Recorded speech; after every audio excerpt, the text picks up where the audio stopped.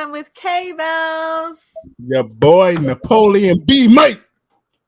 And TayDZ. J-Ferr, the guest right here, baby. Yeah, man.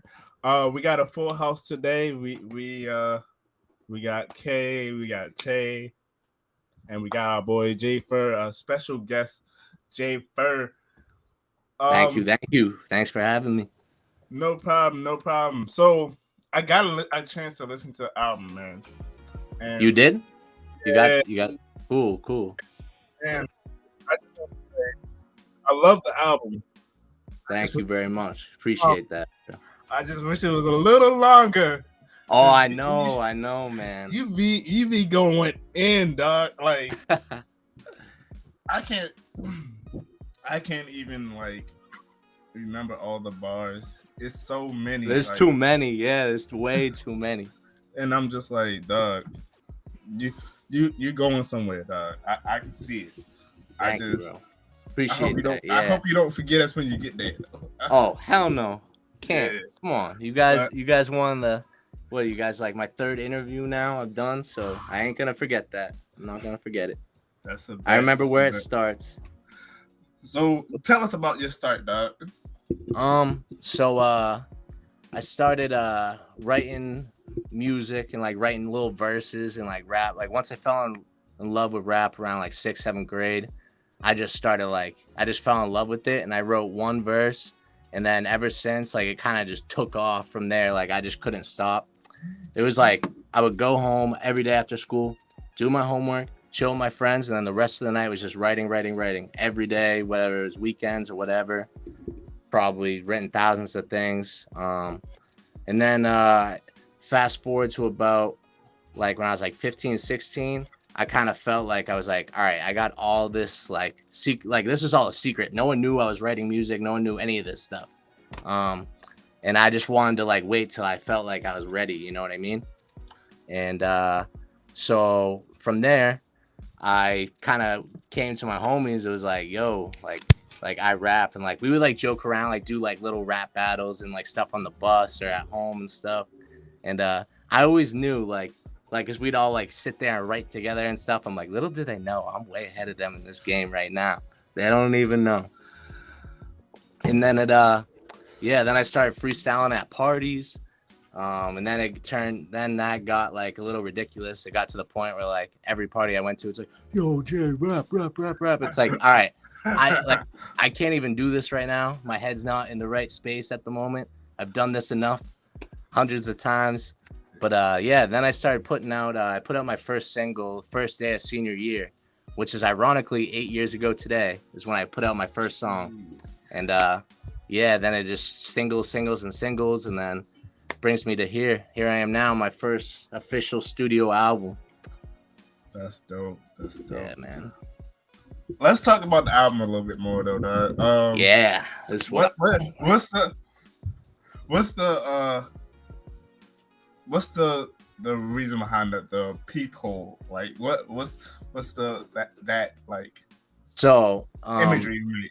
Yeah, so imagery, yeah, that's exactly what it is too. So peephole is this idea of like, I was like kind of like how I was telling you before, I was kind of quiet from like 2021-ish till now. Like, you know, it wasn't like out there like putting my stuff out there, dropping singles all the time, because I came up with this idea of peephole. And I knew I was kind of secluded, you know, COVID, everyone kind of had to, you know, stay in, do their own thing. And I felt like there was so much of me and so much of my life that people weren't seeing and that people didn't know about, and that I just wasn't showing. I just wasn't showing myself. So this album is like a peephole perspective into what I was doing. Like you're looking through the peephole, you could see it now. You know what I mean? That's fire, dog. Thank you. Appreciate that. Yeah, it's and it's like about like, you know, like it's like a peephole into like my intrusive thoughts, like all these things that have been like bothering me, I've been bottling up, and like I use imagery and like I put them in bars. Like people might not even catch it, but I'm like talking about like real things that are bothering me in real life. But and that was my goal with this album too. I didn't want to bore people. I didn't want a bunch of sad piano beats. I didn't want, you know what I mean? Like I wasn't trying to be like, Yeah. I wanted to like get everything off of my chest, but in like with bangers, like things like I just go off. You could feel the energy, I wanted to like move people and like, feel the way I was feeling about it. And I just knew my first project had to be crazy. So I figured I could do that idea, but while making it into bangers, if you get what I'm saying. But yeah.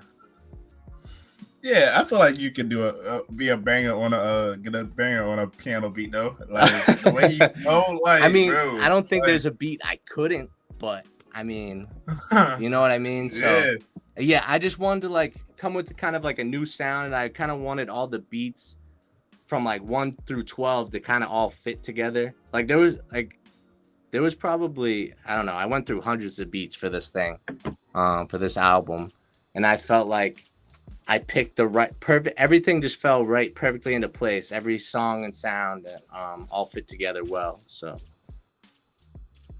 Yeah, that's man. very interesting that you've built your music career like on singles and sort of like starting out with like The Secret, and now you're finally giving us a look into who you are. Yes, and it's kind exactly. of exciting. Thank you. That there's something to look forward to. Right, yeah. Because and like, it's just a peephole, so we're gonna get so much more. Yes, exactly. And obviously, like I think this could go for any artist and stuff like that when they try to put out projects that like supposed to have a little like personal things in them. There's plenty of things I left out, don't get me wrong. I didn't give you guys everything, you know what I mean? But like the things I felt like were frustrating me, or just certain things in life and like changes in life and stuff, I definitely mentioned those, whether people noticed it or not. Like that's what I liked about it. Like this is one of those albums you got to go back and listen to and try to pick up on these things. So yeah, that was definitely the perspective I was going for. So what are the elements of your sound that makes you distinct? Like when your listeners hear you, like how do they know this is a J-Ferr beat or like song? I'd say, I think I've gotten told, this isn't like my personal opinion or anything, but everyone, like a lot of people have told me my voice is very distinct, like, and it's unique.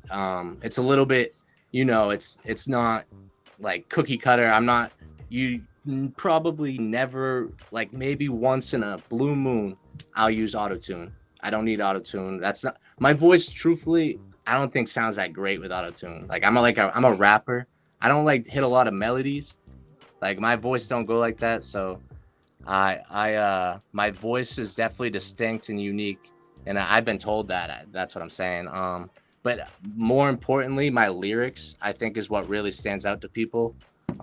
Every song, whether I've collabed with someone, I've always like stood out a little bit. Like no matter what, my verse always stands out, and that's the goal. But yeah, I think my voice and definitely my hard lyrics come into play there. So, do you make your own beats, or do you have somebody else that makes you beats? I have not gotten into that. I wish I got into it when I was younger, but I never did. And it's hard to find time, and it's like, all right, I'm already a rapper. I gotta write the songs. I gotta do all this. I don't have time to make beats right now. I just, I have a homie, Tom Walsh. He goes by Source Bass now. He kind of does like EDM stuff now, which is really like, it's insane, like hard bass music. Like he blows my mind. Like when I chill at his house in his little home studio, he's got a nice little setup, and like just watching him, I'm like, dude, how? Like I don't get it. I'm like, maybe producing's beyond me. I don't know. I'm sure it's not. Like I could figure it out, but that type of stuff is crazy, and he's real good. And we have a few songs together as well that we put out, and we got a project we're gonna be working on this year too, a little EP for you guys. But yeah, he's gonna be back on his rap stuff. Like me and him, like our chemistry is unmatched, so I'm excited for that. I just wanted to do this first, and now I can focus on that. So, like, along with your boy Walsh, like, what would you say, like describe the hip hop scene where you live. Like other artists you like collaborate with near you. Are you like Um, do you collaborate with people all across the world? Like what's the scene like where you're at? all right. So in Massachusetts, and people always want to call it like Boston music. Like everyone would rather like, especially from other states and other states and stuff. They don't really get it. Like they just think Boston as all of Massachusetts. When in reality, that is such a small part. I live an hour away from there, basically. You know what I mean? So the scene is very spread out here. There's not much. There's not as much going as New York, Atlanta, LA, stuff like that. That's a whole different thing. But we're working our way up over the past few years. Like since COVID, like the Massachusetts hip hop scene has grown immensely. Like you see artists like, I'll name a few from Massachusetts right now that you guys might know: Joyner Lucas, Millie's, Bia, who else? There's so many. Token. God, Cousin There's Stiz. Token. Oh, Token, yes. I was getting there. Yeah. I was getting there. Yeah, I was like, Cousin, when is he gonna mention Token? yeah, He mentioned Token. Jordan all the Token time. out of Salem, yep. Token, and then who did I just say? Cousin Stiz, you guys know him? I don't know if he's got. Nah. I'm sure if you looked it up, you'd. I don't know if. Never mind. You guys could listen to him, check it out. I was gonna say there's a song called Perfect, and he collabed with the City Girls. I don't know if you know who they are. Yeah, that's like a huge smash single, and he's on it. So, yeah, he's been running it for a while over here. But yeah, the scene's definitely coming up for sure, 100% over here. But like where I'm from originally, there's like nobody. Like I feel like I'm the only rapper I know. Like there's a few of them, but there ain't not much going on where I live. But I'm trying to change that. So. Hey, small market, bro. Small market. Small market, like but I'm coming right up out of it. And I like. Oh, sorry. Go. Oh no, I just want to say I like how you describe how, Boston is not the rest of Massachusetts. I feel like there's like this feeling that people get with Massachusetts where it's like same. I think other states too. Like with New York, people think of New York City and then right. Grass, Yeah, I'm sure it's kind of the same everywhere in a way, like that similar thing. Because like right here, it's funny, like people think of Maryland, they think of Baltimore first, and people always tell me, "Oh, you must be from Baltimore, right?" And I'm like, "No, I'm from like Southern Maryland, man. It's different vibes. I think also too. No, but exactly your point right there. It's exactly what I'm saying. It's like people rather and. Like it's easier for me to be like, oh, I'm from Boston than to say I'm from Halifax, Massachusetts. No one even knows what that is. But rep your city. Making people learn every day with the music, Rep your city, bro. Yes, rep Halifax, bro. Of course. Yeah. Going back to your small town, man. How did you even get into music? Like who was that person that pushed you into music or made you inspired to go into music? I'd say, well, my dad is a musician himself. I grew up with him playing guitar, bass all the time. Like music was always going on in my house. There wasn't a day where music isn't being played constantly. So I think that's where like the initial love for music came from. And then as I got older, like I said, I fell in love with rap music, like Lil Wayne and Eminem were like the first rappers I really got into when I was around in like 5th, 6th grade type of thing. And then from there, that was it. Like Lil Wayne and Eminem were like just my biggest inspirations. And like, I was just so in love with writing that I feel like I was inspired by myself. Like I was just amazed. Like every time I'm like, whoa, I'm like actually coming up with some like decent stuff. And then like once my friends got in and on it, they're major supports, all the homies, huge supports. I don't think I really would have started without them supporting me.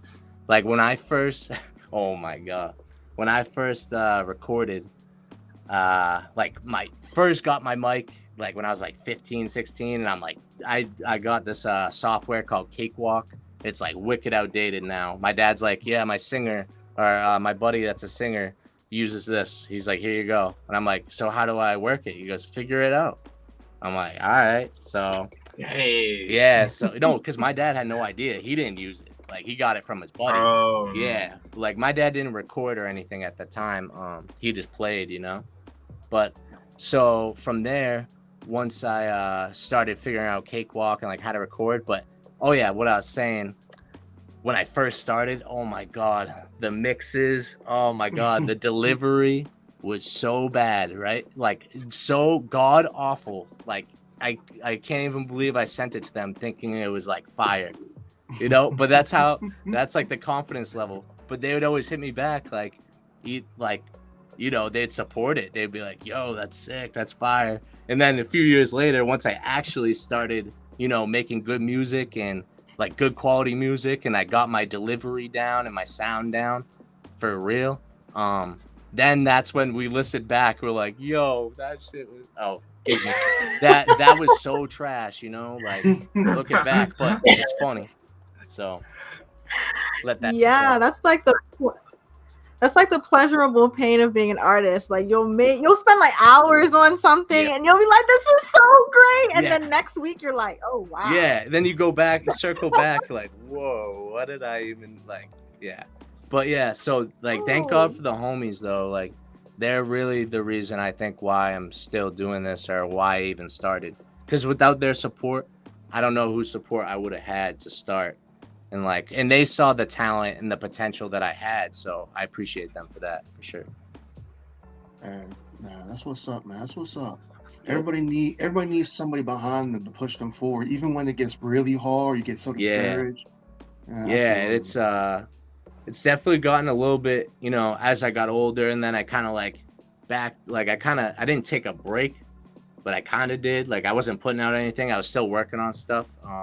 Like back in like 2018, 2019, leading up to 2020, I was always working on things. I think that's when me and my friend Tom, the producer, were starting to make our stuff together. But I don't know, I kind of went into I don't need to post all the time. And then I felt like that hurt me. If it like hurt, like, you know how the algorithms work now? Like, I didn't post for a while. So then now trying to like, you know, get back, like, posting and getting going again, oh, it killed me. Algorithms all crazy now. I can't even, it's hard to get through, but I'm getting through it, especially with the new album and everything. Everyone's really liking what they're hearing, and gotten some good feedback all day long. Like, people are amazed and just proud of me, so not much I could ask for, you know, besides that. That algorithm is a dangerous thing, man. You can't take a break for nothing. No, it's crazy. I even have friends too that are dealing with the same thing. I'm like, but now I'm like, every day I'm like, it's my own fault. It's my own fault. No excuses over here. But exactly. Yeah. Like, I experienced my own like algorithm change. With Twitter, it's like, dude, Twitter, bro. Me too, man. So like, I started. I was real heavy tweeter. Yep. Real heavy. Me too. Yep.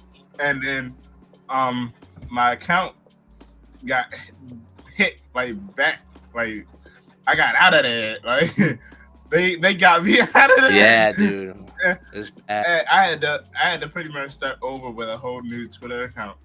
But it wasn't a whole new Twitter account, but I had to get some of my followers back, and I'm still trying to get some of my followers back, dude. And it's just like, I don't tweet that much these days, so it's like trying to get back into it. It's like, it makes it so much harder. It's like how is no one?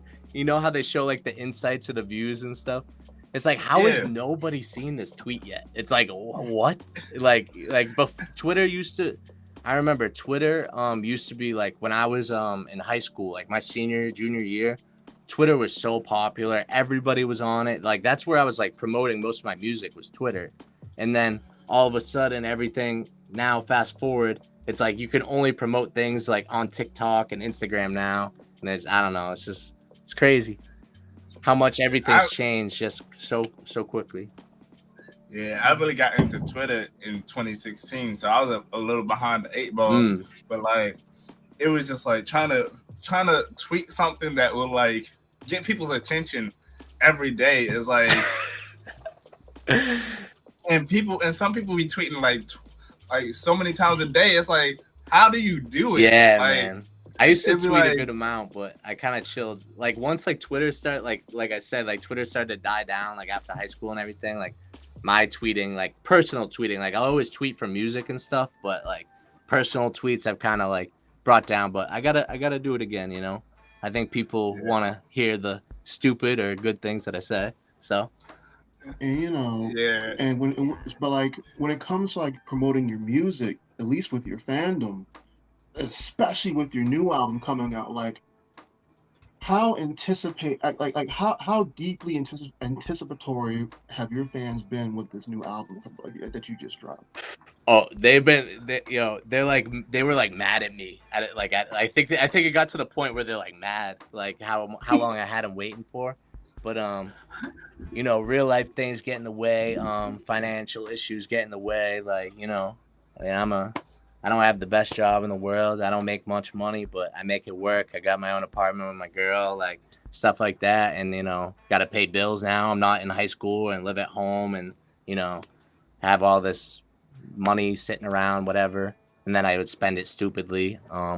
But now, as I'm older and got my everything, you know, set for myself, you know, it became like a financial thing was like kind of like, I don't even like saying that though, like why the album was delayed a little bit, but and it also like it took time. Like I didn't want to like rush it either. And so like I was kind of like, you know, writing. I was always writing. Like there was a few songs I like scrapped. I was like, nah, this ain't gonna be on it. I had a few features lined up. Or actually, well, I have God on Nectar. That was the first single for the album. And that came out like a year and a half ago, almost, maybe even 2 years. And that was, but that's when I first started to get the idea about people. And I knew I had to wait, you know, I couldn't rush it. So, it just took time and, but no, like the anticipation was crazy. Like once like around a month or two ago, once I knew it was set in stone, I already uploaded it on, the distribution site.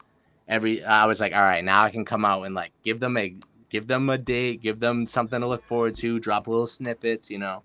I had it all, everything was all calculated, obviously. But yeah, no, they're waiting for it and they're definitely happy now for sure. You got a favorite site or app to drop your music on? Spotify, SoundCloud, you know. It's basically on everything. Yeah, so whatever it's up to the listener. Like whatever like the listener prefers, listen to it on that. Like most of my stuff. Well, my first like from high school to now is basically all on Spotify, all on SoundCloud. That was like cuz SoundCloud was popping back then. SoundCloud and YouTube, and then my newer stuff from like I'd say like 2018 to now is all on distribution platforms and most of actually no, not all of them. A lot of them I can't upload because I don't have the rights to the beat. So I'm just being real. I don't want to, you know, not trying to jip anybody or whatever. So those are just free, like on SoundCloud, YouTube, all that. But like if you really want to dive deep, you know, into my catalog, I'd say go into SoundCloud and you'll find from the beginning to now. Ooh. Yeah. I might have to do that, man. Oh yeah. No, Do do it for sure. No, dude, Fire's been dropping fire for 8 years now, man. People don't even know about it. They don't even know. It's crazy that I've been releasing music for 8 years. It doesn't feel like it at all. I just like to see how people grow in their career. So if I like if I listen to an album or a song that from the current like year or whatever, I'm like, okay, let me go back. Yeah, no, that's what's let me go back to the beginning. Yeah, and that's honestly like I've thought about it. Like, do I delete my old stuff? I'm like, no. I'm like, hell no. No. Nah. A lot of artists do that though, and you know, and like, but no, I didn't want to do that because I wanted to see. Because not only I wanted everyone to see the progression of where I started from, But not only that, like people like liked my songs back then. I mean, like obviously if you listen to the new ones, like you might not really like it anymore, the old ones. But like I'd say like especially when I first started, like you listen to my first few songs, that was all mixed and everything by me. No one else was doing it for me. So I had to learn that. And I finally started to get real pretty damn good with it around like 2017-ish. And then that laptop broke. So I lost Cakewalk. I lost the software. So then it's like I had to restart fresh and I had to learn Pro Tools. Oh man. Which Pro Tools is a little bit more involved. But yeah, Pro Tools is a different beast. yeah, but like so like most of my stuff that came out in like 2018 to like 2020 was basically all Pro Tools, and that was me mixing it to myself, and I actually got pretty good with it. It actually wasn't like from learning the other software to the Pro Tools. Obviously, Pro Tools is a lot more involved, but the basics, it's basically all the same, you know. And I liked Pro Tools better because it is better, but yeah, definitely more complex though. Yeah. I think that's what separates the kids from the goats. The software they use, well, maybe not necessarily the software, but like how they mix too. Yeah, right. Like I learned, I just did it myself. Like I literally sit there like playing with like every little knob of like the EQ to seeing what it would do. Like it's time consuming as hell, but it's worth it, you know. If you mix yourself and you make it sound good, like you don't even got to go to the studio. But I recorded this whole new album at at a real studio because I wanted it to be as professional as possible, because I didn't even have I'm not home anymore. I don't have Pro Tools. I don't have the basement studio anymore. So I do have a little mic and stuff here, but it's nothing good. I don't have a good software on this laptop. So I was at the point, I'm at the point where it's like my music needs to be professionally done because I'm at that caliber. Like I'm not gonna sit here and put out trash mixes. It's just not happening anymore. Well, my man, before we go any further, do we all want to take a quick break first? Whatever you guys want to do. Minute. You know, and I want to make sure y'all at the very least can go ahead and get some water. Right here. Have a little bit of a bathroom break if you need it. Stay sipping. Yeah. Stay hydrated. Yeah. All right, we're gonna go ahead and take a break. Cool. We'll be right back in 2 minutes.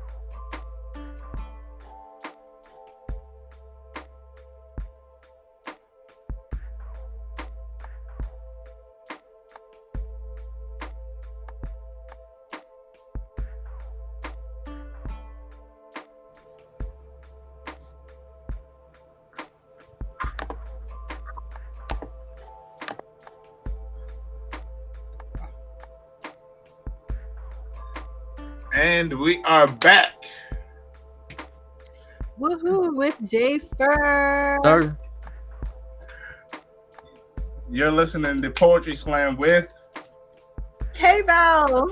your boy Napoleon B. Mike.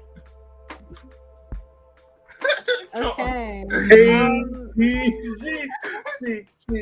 This Tay, forgot you were here. This is the problem with switching devices.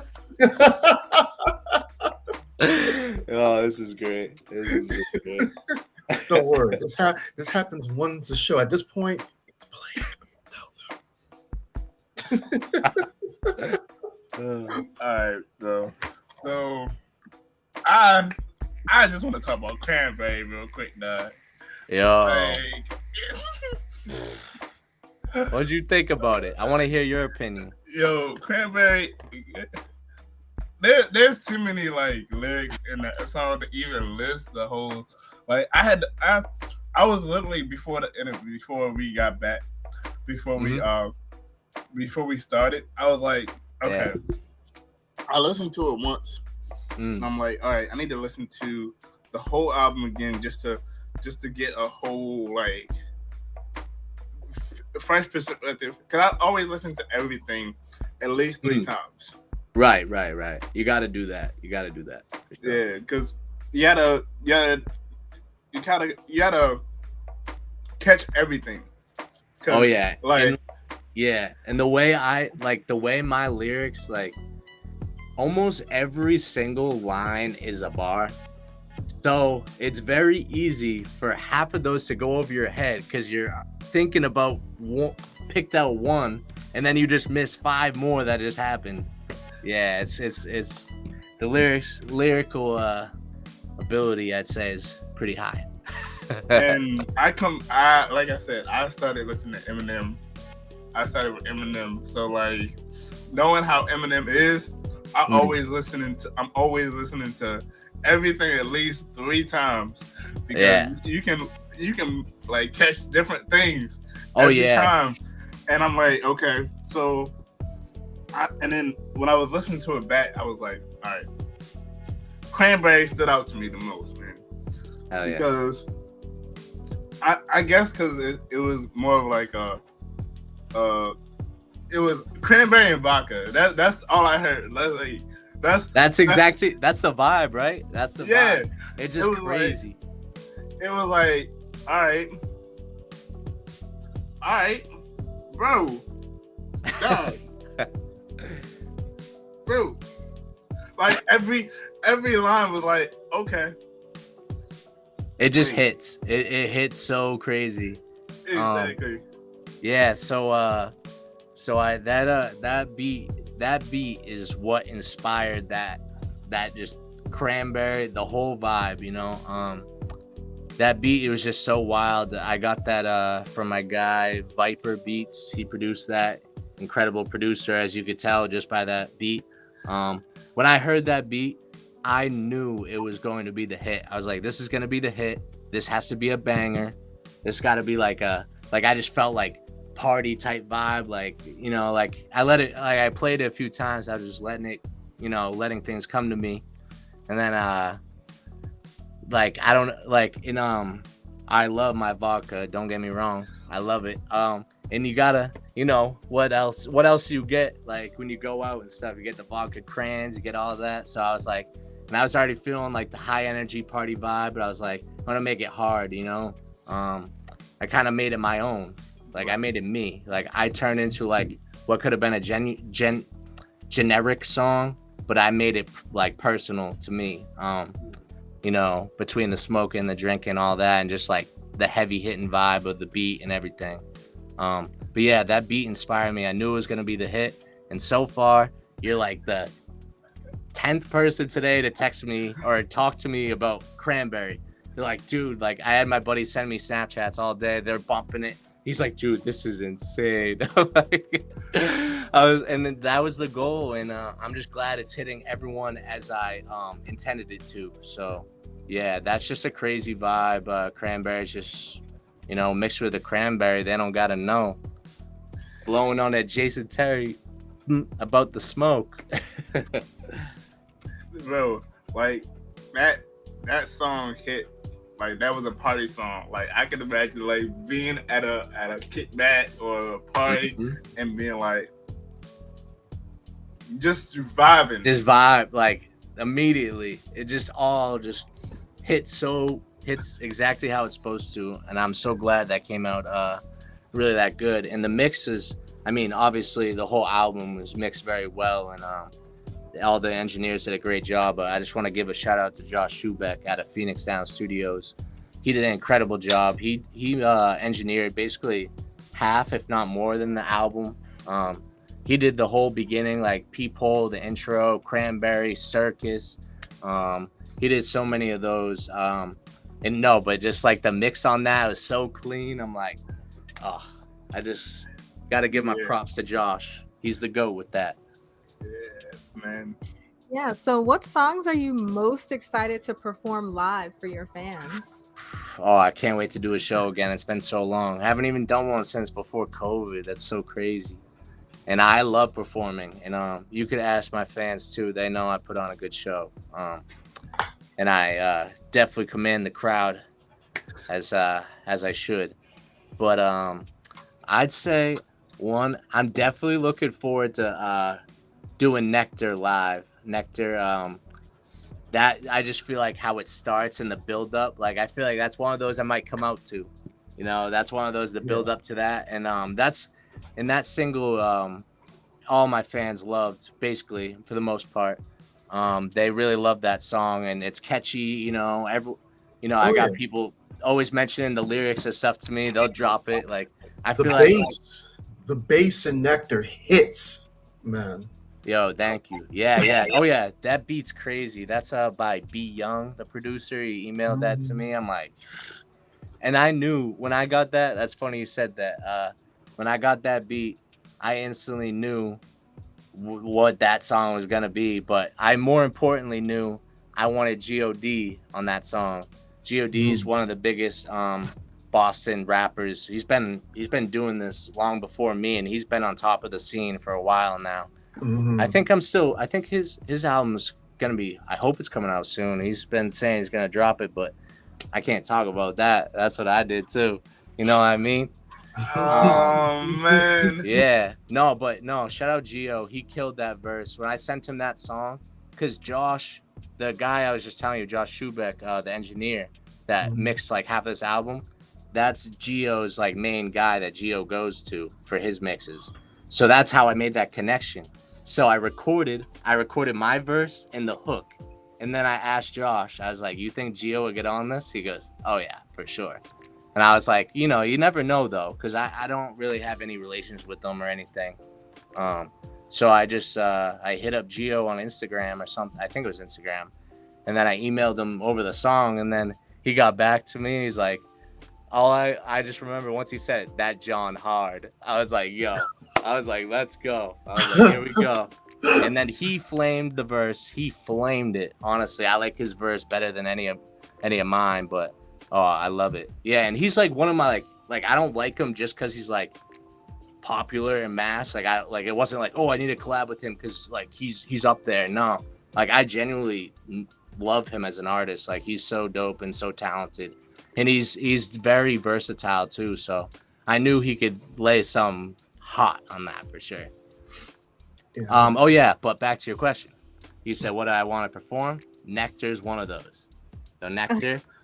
I definitely want to perform. I want to do Spaceship. I feel like Spaceship is like I could definitely get like a commanding thing on that with the chorus too. Spaceship, Nectar, Cranberry, obviously. How could I forget? Obviously. How could I forget? That seems to be the fan favorite so far. You know, I gotta think about more, but I'd say those three for sure. Oh, Circus. I think Circus would be a good one too. But yeah. Do you like? I do have to ask though, because there is a freestyle on your album. Do you normally freestyle at your concerts, like at your live events? I have not done that yet, but is that something to look forward to and that you might see? Definitely. Ooh. Definitely. Okay. Oh, Because speaking of freestyles too, I'm definitely doing Shark Bite freestyle at the show. That's another one that might be like something I can come out to. Just that build up. That one will be good. okay. But yeah, I might be, I think I'm gonna do that. Yeah, I definitely like to spice it up a little bit. And now that I haven't performed in so long and I have like a fresh ideas on everything, it will be the next show will be definitely something to see. Okay, damn man, that's the Wayne in you, man. You just freestyling, no pad, no pencil, just going at it. Okay, bro, I see you. And I used to freestyle a lot, like I said, when I was younger, like when I first started, like that's all like that was like how I really was able to build up like putting out a song was like everyone found out I could rap from freestyling at parties and then people taking it on their Snapchat and then it's like, yo, what, he raps? Like what? Because no one at my school rapped, you know what I mean? No one at my school rapped or really made music like that. Excuse me. And then then that's how it kind of took off from there. But I freestyled so much back then that like it made me like almost not enjoy it. But when the vibes are up, like nothing like a good smoke session in the car with your homies and like they're in the vibe too. But there's a big thing about freestyling. Like I pick up on the energy real quick because I've done it so many damn times. Like I will not freestyle. Like if it's one person, like say we're in a group of like 10 people, we're all chilling, whatever. Then one person's like randomly, yo, freestyle. And like no one else is down. It's like, no, I'm not doing that. Nah. It's just like a weird vibe. Like if no one's looking for it, I'm not going to. It's just weird. It's like now you're putting me on the spot. Now it's like awkward. Like maybe they didn't want to hear me freestyle right now. Like if like it should be a group decision. It should be a vibe. Like yo, let's throw on a beat. Like if someone says that and it's only like a few of us in the whip and everyone's in on it, that's cool. But we're in a group of people. Like there's not a lot of people I hang around with, and it's like yo, he raps. Yo, freestyle right now. It's like nah, stop. Ain't the vibe. There's the vibes for freestyles for sure. If it's only one person like asking for a freestyle or a verse, it's like, really? It's funny today too. Literally today after work, a co-worker of mine. I don't really work with him much. He's on a different crew, but he's asking me because he knows my dad makes music and stuff. He's like, "Oh, you make music?" I was like, "Yeah, I'm a rapper."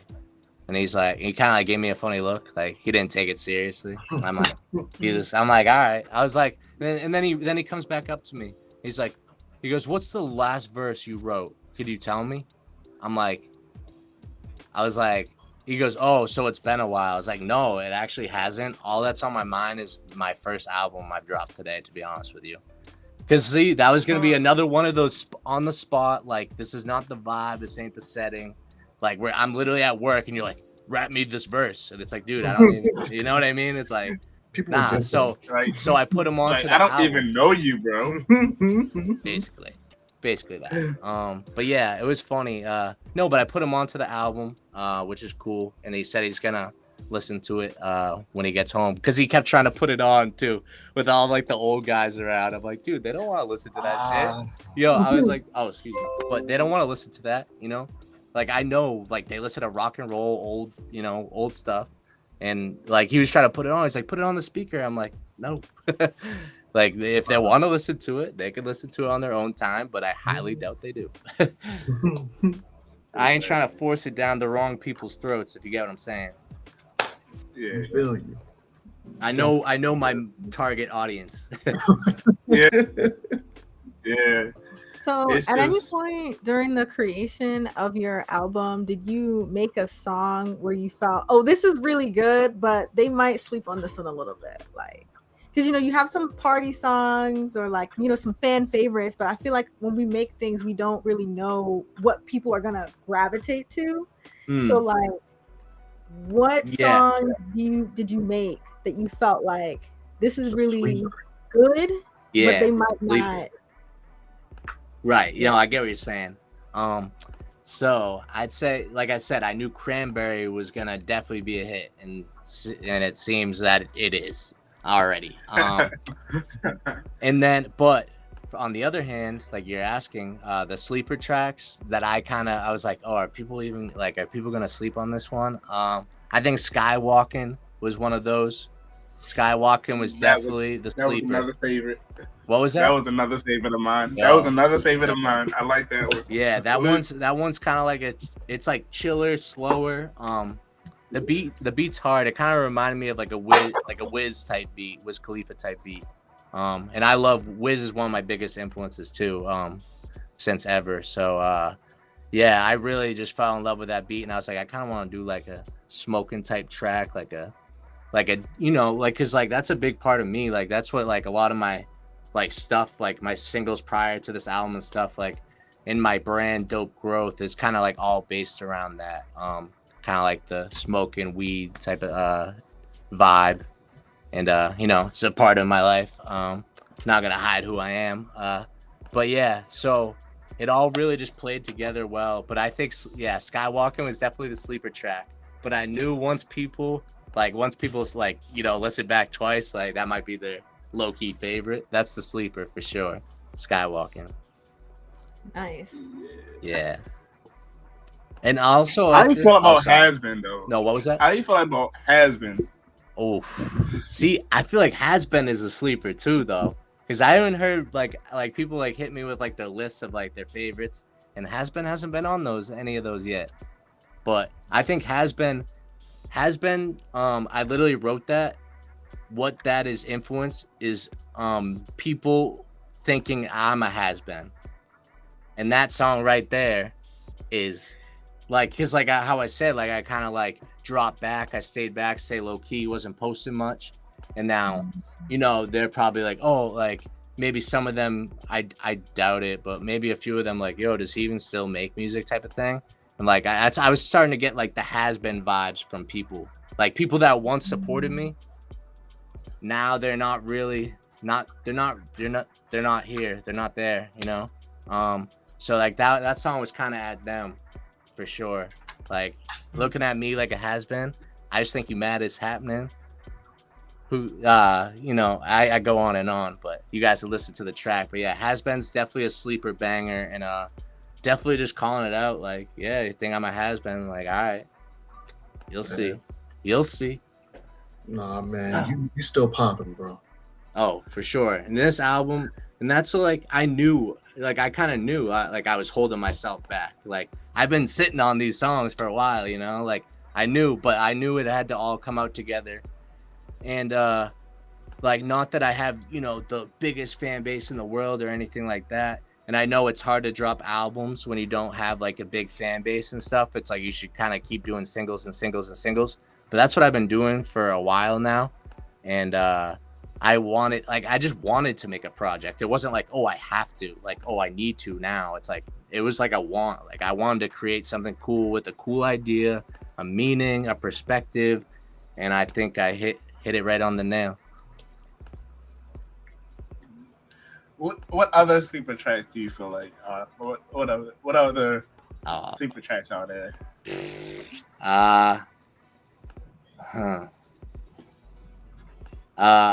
Geronimo. That song is like 4 minutes of me just straight going in. And that is like me talking about like a lot of real life stuff in it too. But it gets like it moves good. That was one of I didn't think it was gonna be necessarily a sleeper track, but I purposely put it like my track list is all in a specific order for a certain reason. Like how I said, like the peephole intro. The peephole intro, I knew that was gonna be the intro right away, just because of the beat. I had there's a sample from Diana Ross that was originally in the beat. I didn't even know what it was from. I didn't even know it was a sample. It was like some big movie in like the 70s or 80s, whatever, Diana Ross song. And that was at the beginning of the beat. It was like dun, dun, dun. Like it sounds like you're walking into like a meadow, and like a peaceful place. Then all of a sudden the beat drops and it's dun, dun, dun.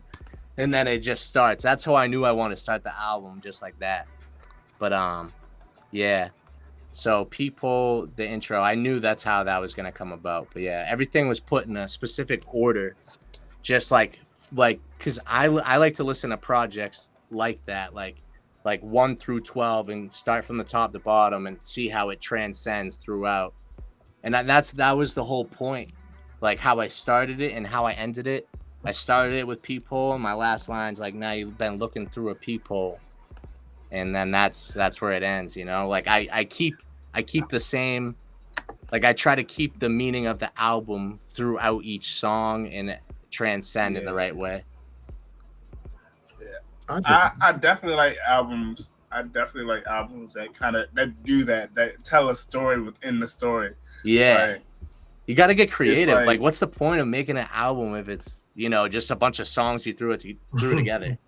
That's not really that's not a true album technically, you know. And a lot of artists, you could clearly tell they do, like most artists do it. All the biggest famous artists that we love, like a lot of their albums that they put out are just a compilation of songs they recorded over time. They didn't really think about the art of it. Yeah, man, that's like an old concept. That's like back in the 70s, people was making concept albums. So I like concept albums, man. You know, I like it when the album art matches the concept and matches the idea that you're going with. So I thank you. Yeah, that's what I tried to do, man. That's exactly what I did. So, and that I love it too. That's why I did it. Like I just did it just straight off the love of like creating, and like I just love the art and just getting into it. And I love seeing it all pieced together. Like it was so fun for me just to make the track list. Like I just love, like I picked the thing apart for so long. Like, oh no, I gotta move this one here, move that one there. Like just to get the right, how it should flow.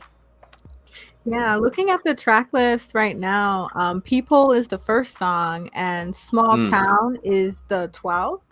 And it sort of creates a dichotomous imagery. Like Peephole is very like up close, but to see a small town, you have to like be far away. And I like the visual you made with that. And you have a visualizer to promote your album. So I'm sort of curious to see the other visuals you have in mind for your songs and as you continue to promote your album. Yeah, I definitely got a few music video ideas.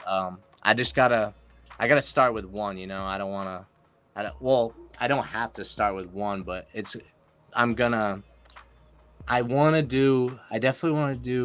at least want to do 2 music videos soon. Like I kind of wanted to wait to see what people are gravitating towards. And so far Cranberry seems to be one, so maybe there'll be a video for Cranberry.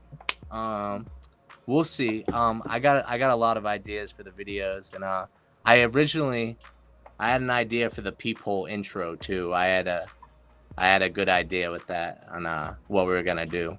So I can already visualize that music video. Like it's just crazy. Whole lot of cranberry juice everywhere.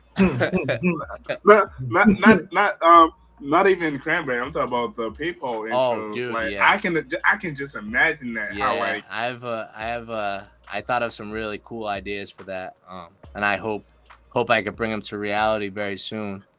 But it's gonna happen regardless. I just, you know, it takes a little bit of time getting the video set up, and I think I got the right homie to go to. He did my Flavor in the Ear music video, and that went really well. That's almost at like 5,000 views on YouTube. Nothing big, just still. It did good though. It did really well for what it was. That was an old. You guys know that song, Flavor in Your Ear? Oh, snap. I had to look that up real quick because I didn't know. Oh, you did a remix. Yeah, I remixed that. Yo, you want to talk about bars? Listen to that song. Ooh, bro. Yeah. That's hard. That's you was reaching for the stars with that one. I like that because the Flavor in Your Ear posse cut with Biggie and Craig Mack and all of them. Yeah, that's Craig Mack and Biggie. Legendary song. Yeah, I was obsessed, like, cause that song actually came from like freestyling. That like, cause we would put on that beat like when we were freestyling in the car and stuff, and like they put on beats for me. That was one of them. I was like, ooh, I was like, this one is like, hot. Yeah, that one goes crazy. And then, I love it. So then I wrote, the beat's like almost like 5 minutes long.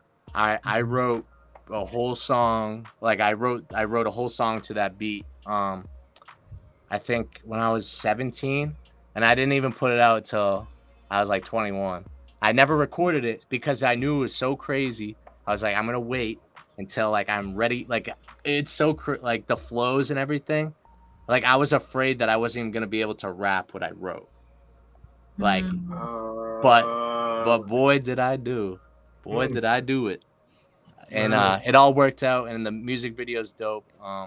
We shot that near my hometown at a few different locations and stuff. But yeah, the video came out dope. You guys check that out when you guys get a chance for sure. I'm gonna check it out right after this. Oh yeah, yo, the bars go crazy in that. You guys will be hyped. Yo, DM me after what you think too. Got you. If you could freestyle on one other legendary beat, what would it be? Oof. Yo, I love these questions. You guys are great questions. Yo, oof. I'm gonna have to think about this one for a second. Sheesh. If I had to pick one beat. Oh my god. Yo, one beat? How do I even pick? How do I even pick? All right, I'm just gonna say this. Renegade, Jay-Z, Eminem. Okay. Bro, yo, I'll if you do it, you should do it, dog. Maybe I should. Yeah, you should do it. You should do it. Yeah. You've already picked it. I could have said so many other things, but that's one. Yeah, that one's. Yeah, you can't. Like I'd say that'd be a good one to do it. So. I want to see you. I want to hear you go in on that one. All right. Yo, let me just mark that down for you so I can. Yeah. I know. I want to write a little. Yeah, I definitely want to get something going on that for sure. Let's make a little note in my folder. Do a Renegade remix. All right, there we go. There we go. Yo, look, man. That song with Eminem and Jay-Z though, that collab, that was fire. Yeah. And, I wish no, what were you gonna say? No, you can keep going. Apparently, Royce was supposed to be on it originally. Oh, really? Yeah. Wait, like Royce and Jay-Z or Eminem and Royce? No, it was supposed to be Eminem and Royce. Why didn't he get on it? Or did Jay-Z just like slaughter the verse and Eminem's like, sorry, Royce. My bad, Royce. I think that's what happened. Because you know that's what happened. It's Jay-Z. Yeah. Like, I would have told Royce that too. I'm sorry. Yeah. Nah, Jay-Z. I don't know though, but like it was like. Hey man, before you have to go, man, please, what's any last words? And please do shout out all your platforms and shout out any producers that you want to shout out. All right, let me shout out all my people first. People come before me. I'm only here because of the people.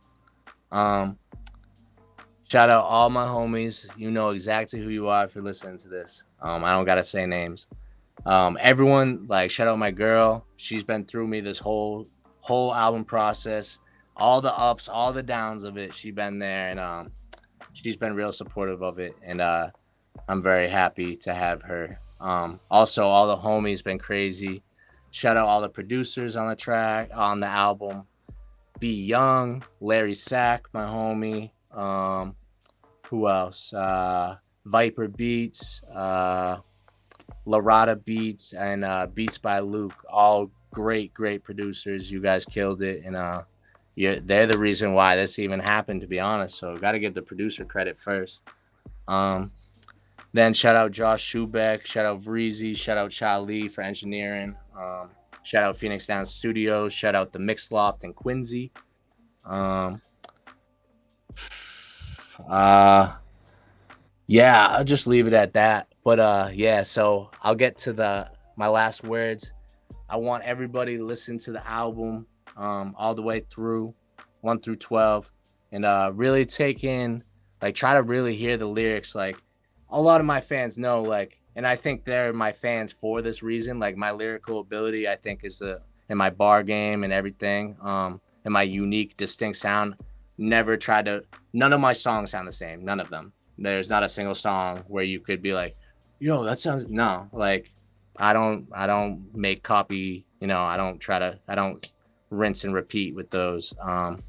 So very distinct. I just definitely want people to listen all the way through and like, you know, find the ones that you really like, but try to listen in on the ones that you're a little bit iffy about. If you're iffy about them, try to see what you're actually missing in those, because there's a little bit of touch of reality and a lot of real things in each song, and a lot of great lyrics and great meanings, and it just really it's really me. Like, this is what I've been building up to do, and this is gonna set me one bar higher to really accomplish what I need to do. And I appreciate you guys for having me on, and everybody that's been rocking with me since day one. And if you haven't been rocking with me since day one, you're rocking with me now. So appreciate y'all. Thank you. Thank you so much. Yeah, no, thank you guys. You guys are awesome. This was fun. Maybe we could do this again sometime. Yeah, man. When that EP come out, dog, let us know. You drop that Renegade sure. free Maybe man. Maybe we can get my boy Tom Whitney on here too when the EP drops. Yeah, we could talk about our crazy sessions we've had, man. We go, oh, it's so fun. Yeah, he'll be happy we discuss this on this interview. Hey, man.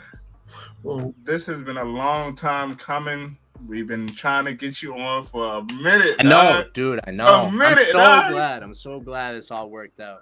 I really am. The timing was just perfect. Yo, things happen for a reason, man. We appreciate you, dog. Things happen for a reason. Man, exactly. Listen to J-Ferr's new album, y'all.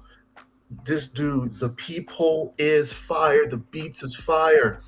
J-Ferr's lyricism is on point. Listen to it on SoundCloud, Spotify, and basically YouTube, right?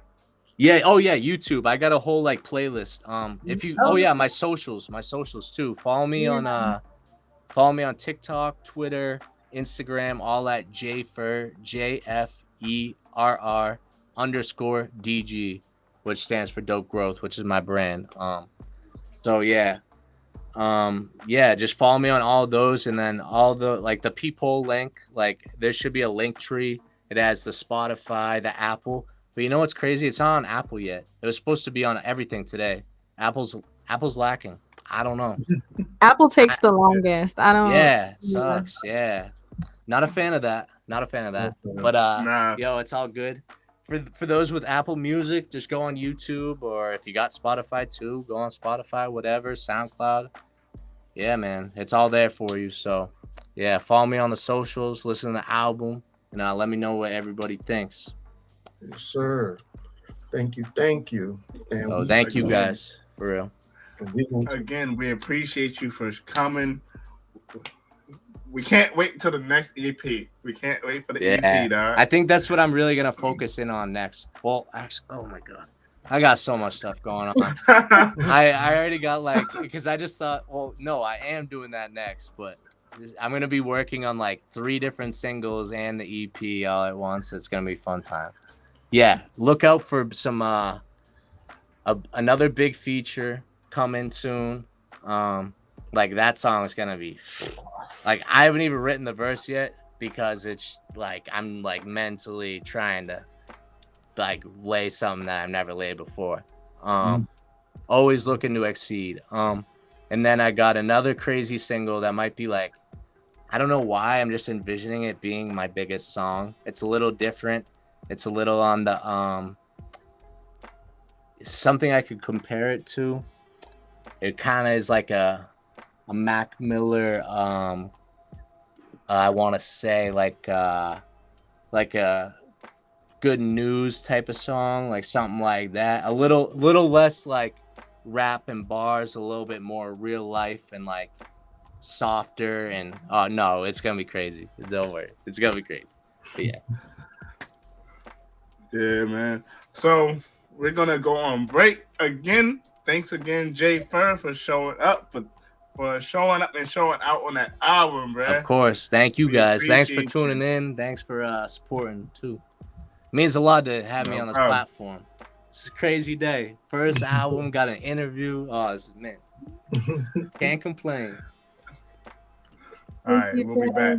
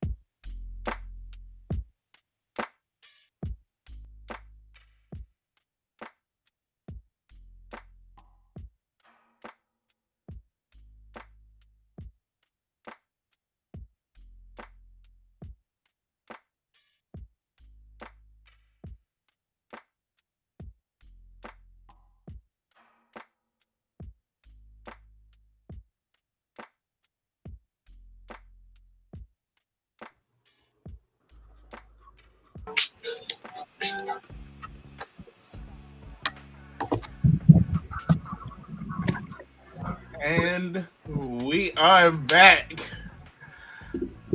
J-Ferr is sticking around with us for the whole show. I want to see what you guys got. Let's see what you guys got now. All right. So, you're listening to the Poetry Slam with Hey, Bellz. your boy Napoleon B. Mike. Hi, I'm TayDZ. I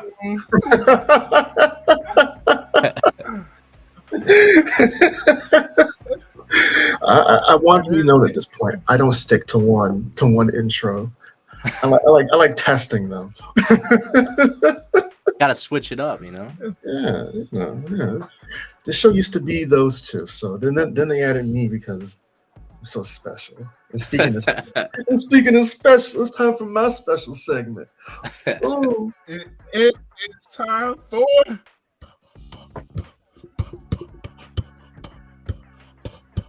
Poetry News.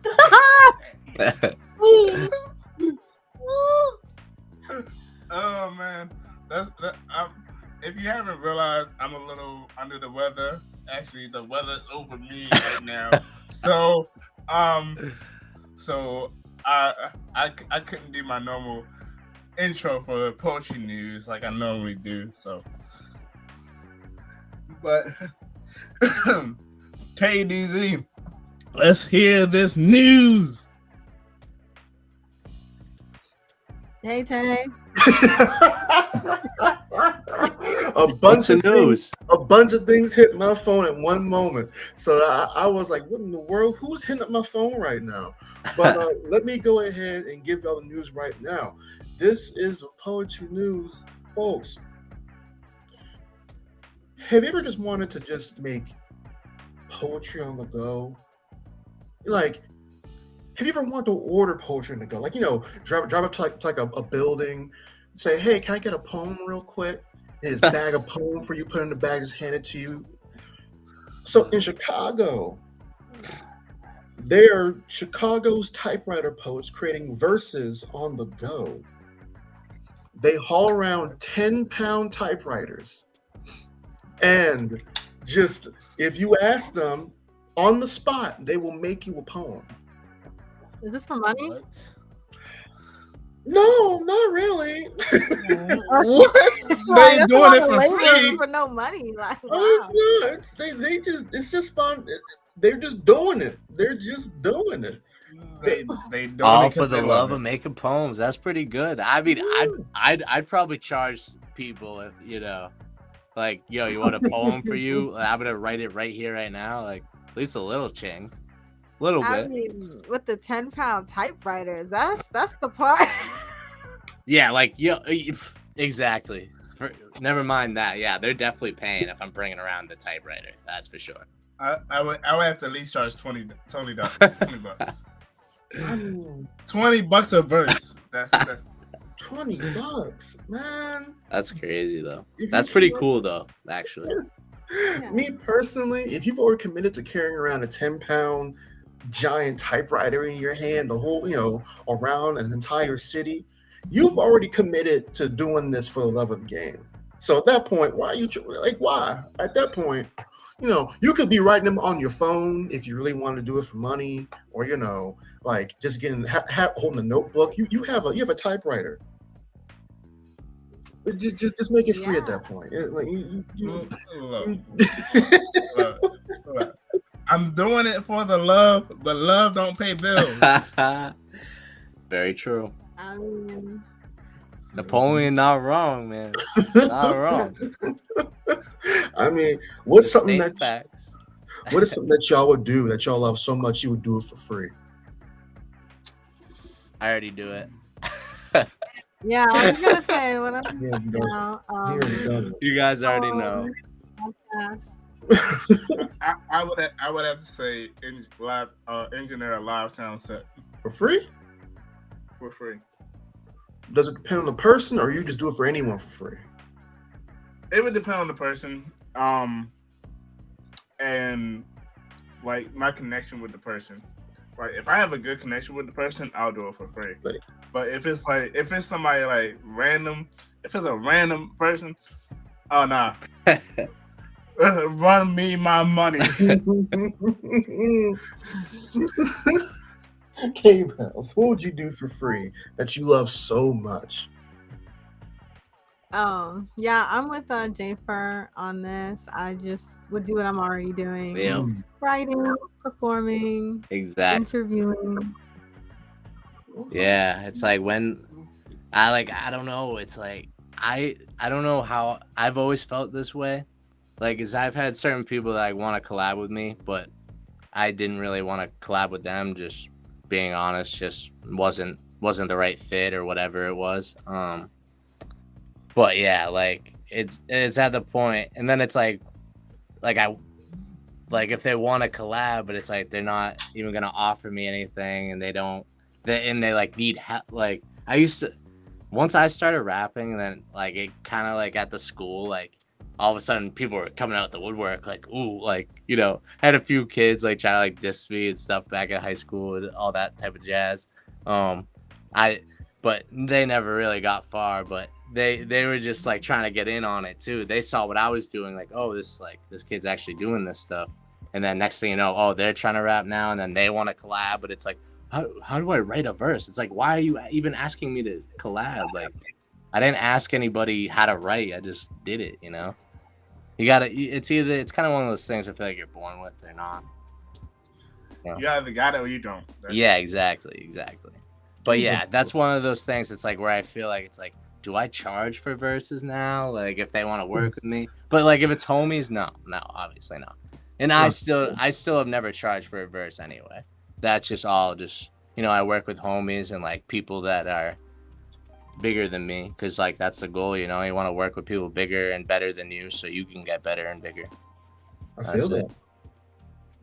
But yeah, man. Yeah. Respect to these people in Chicago for doing this, bro. It takes a lot of dedication I don't have. I'm not carrying a typewriter around. I'm sorry. Nah, for real. Yeah, that is straight dedication. Got to give them A for effort on that one for sure. Yeah, nah. So, along with that, I'm gonna give the WGA update of the week, of course. So there was an update. They're still not at a deal yet, but they will guarantee comedy writers for late night shows. They're going to try and guarantee that they give them like residuals on streaming shows that they write. Now, me personally, I'd never seen a late night TV show on a streaming service, but then I heard about the Amber Ruffin show, and I was like, oh yeah, that is on a streaming service. And then I remembered, oh yeah, that show that John Oliver does Last Week Tonight. That show, while it is on an actual TV channel, HBO, it actually gets a lot of its views and such from streaming like Max and YouTube streams, YouTube views.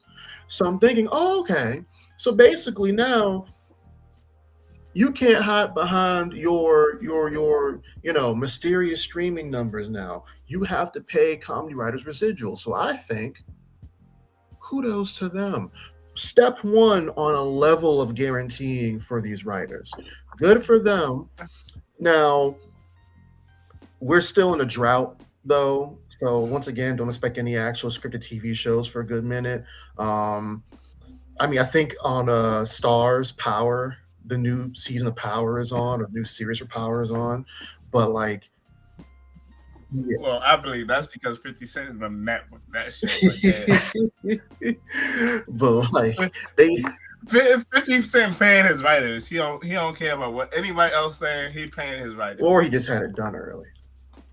Oh yeah, that's probably that may be more like it. But. So yeah, this thing. I like to think that 50 Cent is paying his writers. Yeah, but Starz paying their writers. Yeah. Oh no, you're good. Go, Jay. No, I was gonna say, yeah, it's pretty crazy about the whole writing thing. So, like, how long is it gonna go on for? Does anyone have any idea? Oh, we've already gone through all that. What did you say? Okay.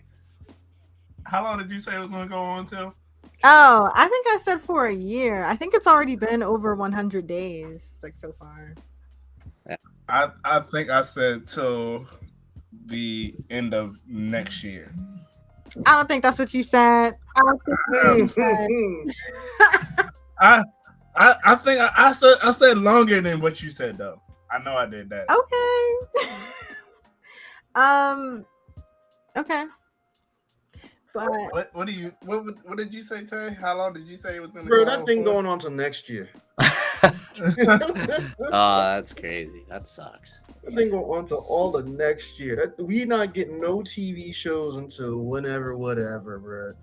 I promise. We getting no reality shows. Bro, they had to put the challenge on CBS to fill up time, and they added 30 minutes to Big Brother.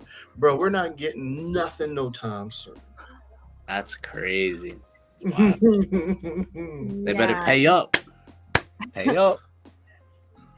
Definitely. I still hold firm to the opinion that this is a good environment for indie creators to come up, because traditional media is showing a lot of cracks, and people like known figures in that space are doing more things online, like Jimmy Fallon, Seth Meyers, John Oliver, Stephen Colbert, the late night hosts have all come together to make an online podcast, and they're doing that to raise money to continue to pay their writers who are on strike right now. So I think this is like a really good time. Like if you are an indie artist, like this could really be your season, because people are looking for you, because there's nothing on TV. There's nothing going on in the mainstream. That's so true. True that. I didn't even know that. That's actually pretty cool that they're doing that, getting all the money together and stuff so they can pay them as they should. But that's nice of them to do that. Yeah, absolutely. Don't know where Tay went or if that's the end of the poetry news, but Tay said he'd be back. But honestly, I hope that it ends soon. I hope it ends sooner than I think it will, because I can't do reality TV shows. I don't even watch TV like that in the first place. So I'm trying to catch up on all the shows that I like right now. But once I catch up, I'm going back into my hole until this writer strike is over. So they got something new. Exactly, because it's like I'm not a reality show person. I don't. I feel like it's some script in it anyway. Yeah, there's a little bit. You could tell. It depends like what show, but you could tell like which one. It's like, yeah, that was definitely scripted. Like you could kind of get an idea what is, what isn't. Exactly. Jay, exactly. have you ghost written any songs for anyone? Or you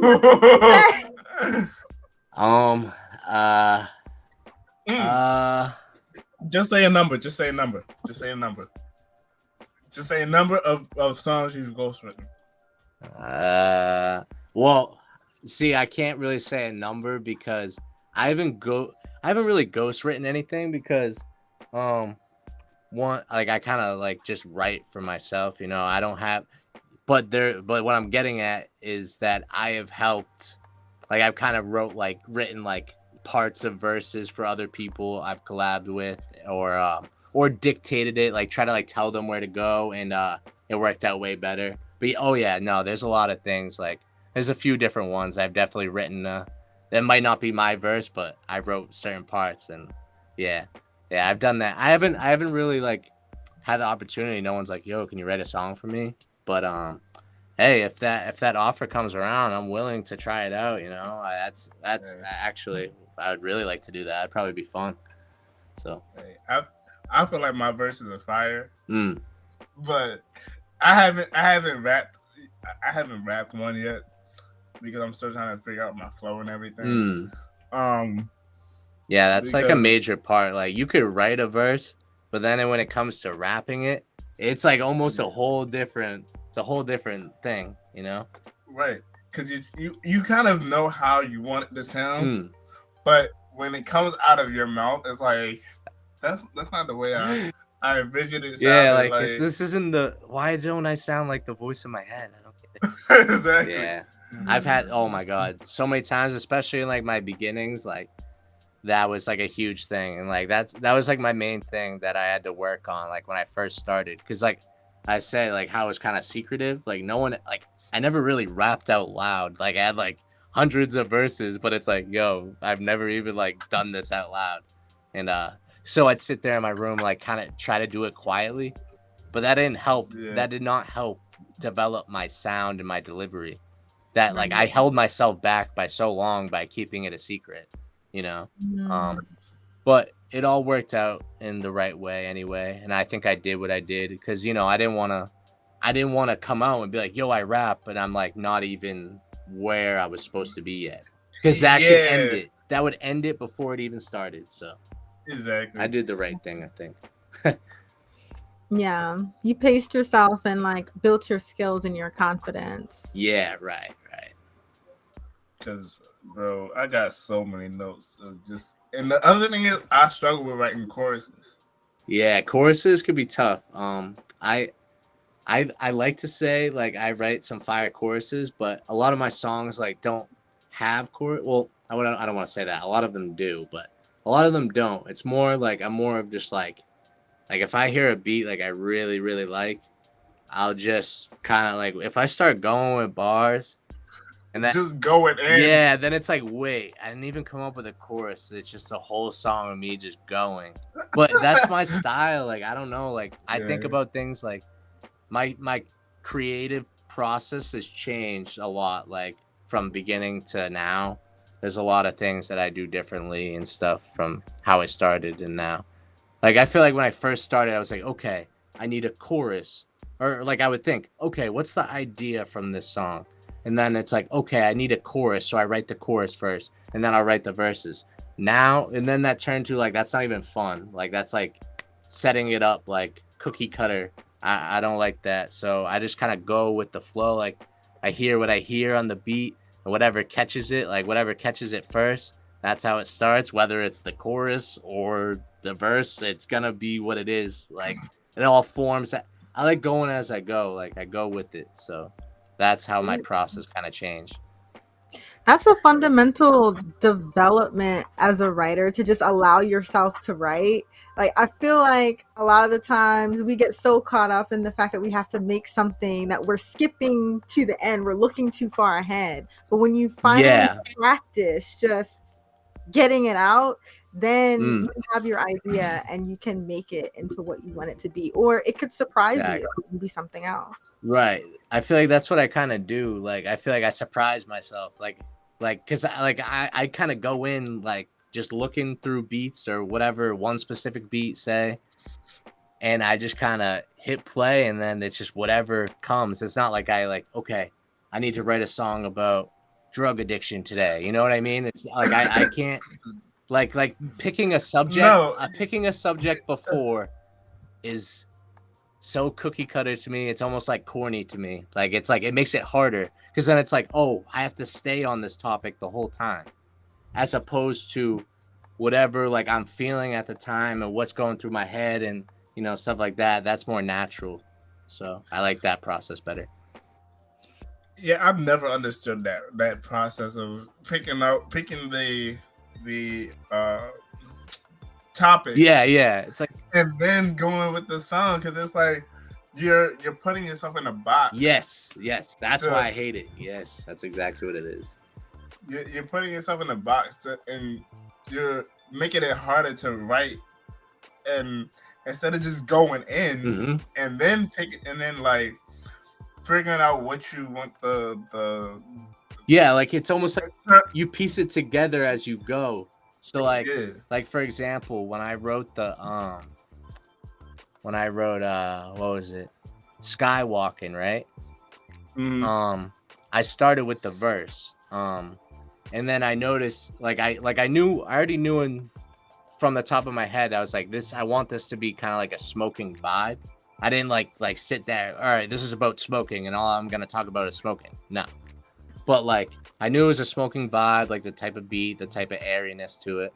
And then I started writing the verse, And then as I went on, I started to realize I said something about like I was talking about like smoking and stuff, and then I said been a Skywalker way before they made a Star Wars, because some other like whatever the line before that rhyme with Star Wars. And then I think right there I was like, all right, this song is gonna be called Skywalking or Skywalker. I was deciphering between the two, and I already knew a lot of other songs named Skywalker, so I was like, I think Skywalking will be better. And that one line made me come up with the hook. See, like that happened along the way. So then I was ready to have, like, I had the idea for it. Yeah.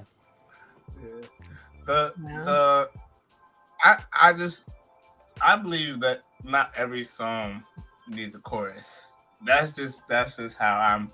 On the not money. Every song needs a chorus. I agree. But, I like, agree. I kind of have to agree. There are, yeah, there are like songs that like, okay, what's the connection here to the title, or like, and that the chorus kind of adds the connection to the title, unless you're going all in Hebrew and all like, and that's what a lot of my like, for example, like a lot of my, like I said, a lot of my songs don't have choruses, and the titles, I feel like the titles are still strong to like what is in the verse or verses or the continuous long verse. That's the whole song, whatever. But yeah, like it's either like something that usually if I don't have a chorus, it's probably something like I start the song with or something I end the song with that might be the title. It's usually a one standout line that's like, all right, this is it for the title. But yeah, I definitely don't think all songs need choruses, obviously. And I remember because like when I first started, like a lot of them did have choruses, and then I stopped doing them, and it kind of was just going and going. And people were like, you need a song with like a good chorus. I'm like, yeah, I guess you're right. I guess I do, but that's my style. It doesn't usually go that way, but I try to expand, I know I need choruses. Choruses are catchy, that's what makes songs hits usually is the chorus. So you got to have them. You can't not, but like whatever comes to your natural process, I think. And if it's the exact art and the creative process goes well and the sound comes out good, I don't see the problem if you have one or not. Exactly. And well, going back to the Eminem Lil Wayne like collab, like one of my favorite is No Love. That's the song that got me in, that got me hooked with them too. Oof, are you kidding me? No, serious, dead serious, yeah. That's crazy, cause like that. When I was in high school when I started listening, when I listened to that song, yeah, and I was one to get bullied, so like that song just hyped me up. Oh yeah, and with the music video too. The music video that was really powerful too. I gotta listen. I gotta watch the video. Oh, you never seen it? I don't think I have. I gotta go back and see. I wasn't a music video person back then. No, I was. The reason why I'm saying that is because you mentioned about how you were bullied back in the day, and in the music video, it's about like a kid being bullied. Oh yeah. I do remember that. Yeah. That's what really drew you into it too. Yeah, and it was just like one of them things that just like hyped me up for my day. It was like, okay, I got it. I love that. I like that's one thing I definitely want to do more too, like going forward. Not just make music that I like, or I want to make more relatable music that like touches on like, and that also requires me like being more personal and saying more personal things that people can relate to. Because that's one of those things, like that's amazing. Like when you can really like have a song like that can make someone's day truly better. They need that. It helped them get through a hard time. Like that's really the impact's very important. So I definitely want to do some more stuff like that. So that's great, bro. Like I think sorry, I got distracted. the whole making relatable songs, but making them still like relevant to you. Like I love that. Yeah. Because it just doesn't make sense to just make relatable songs and they have nothing to do with what you go to. Right. That's why exactly. Like that's why it's some topics would be hard for me. That's why I haven't touched them, because it's like I don't live that life, you know. I wouldn't know, so I don't think it'd be good to hear it from me if I haven't been through it myself. That's kind of not, you know, it's not. It's kind of that's fake. Yeah, it's fake. Exactly. See through it. So we're gonna move on to the slam portion of our show. Let's get It's been a minute since we've done it. It's been a minute since we've done the slam. So typically what happens with the slam is we kind of go about it as a rap cipher, poetry cipher, Poetry. but you don't have to poetry cipher, so you don't really have to rhyme too tightly. I don't rhyme in my poems, Okay. so I don't rhyme in the cipher at all. Got you. There might be times where I rhyme, but that's rare. But so so we typically start with me or K. Okay. But we're gonna have you start. Oh boy. Because it's been a minute since we've done this, and you just put out an album, so we're gonna have you start the cipher. Okay then. Well, I appreciate you guys handing me the torch here to start. So, all right. I'm gonna try to. I might spit a little verse here that I think I got up here still. But I'm gonna try to do it not in like a rapidy rap way, but kind of casually. Yeah. All right. So I guess we're gonna start off like this. This is what they want me to do. Everywhere I go, they always need some bars from me. It's never written. It's honestly too hard to read. It's hard to see. I'm effed up, man. It's hard to speak. Got hammer nail a verse. That is like some carpentry. Picture that. Now it's just photography. Take a daily vitamins. All she does is swallow me. The flavor that she like and she suck it up like carpet weed. Wait. Suck it up like carpet weed. Yeah. Suck it up like copper weed. Hold on. What else I got here? What else is there? If you don't got nothing else, pass the torch. Pass the torch. Pass it to you, Napoleon. Let's go. Oh man. Let's go, bro. Oh man. Smoking on that tree got me feeling lifted. Walking on the moon. Oh wait, that's Mars. I'm just trying to spit some bars. Let's go. Keep it going. Hey, take it. Okay. I have to be real. I'm not into freestyle. That's just how I feel. I'm a scripted poet. I write every lyric. Not lyric, verse. I mean, that's just me being real. J-Ferr. Man, life be moving fast pace.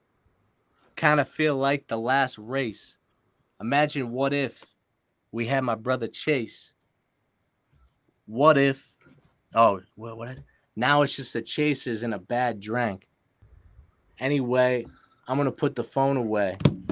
Actually, pass it off. Pass it off. Yo, this is crazy. Everyone that may be watching, don't mind me. This is my first time. Never done nothing like this. All right. You good? We're just having fun. Right.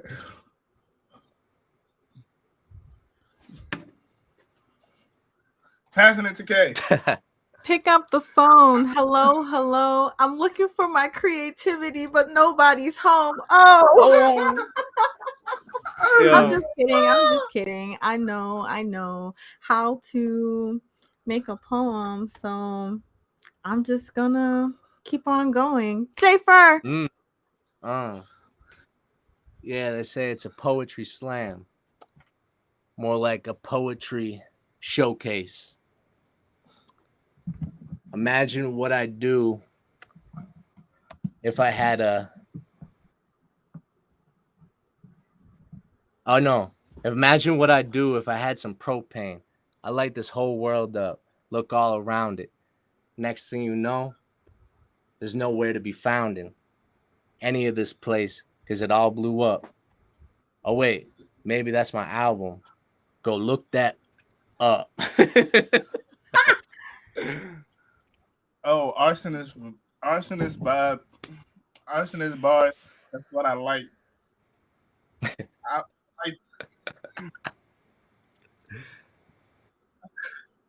I like to look at fire. It calms me. People call me crazy. I know that's not right. I'm just a little off in the head. That's not your type. Fire. Oh, that's awesome, man. Okay, Bell. Okay. Okay. I'm looking ahead until I can't see the division between the sky and the sea. I just want cut. All right, we can end it there. Yes. We can end it there. That was great. That was awesome. J-Ferr, we've never done that before. Like I have to let you know that. Yeah, well, hold on. Hold up. Okay, why you lying? I'm not like. I'm sorry. Like We've done this before. We've done it before. Okay. It's just we haven't done it since we've been out of the studio. Oh, okay. So I think what you're trying to say is you haven't done it in this manner before. Like we were kind of more on the goofy side rather than like serious poetry.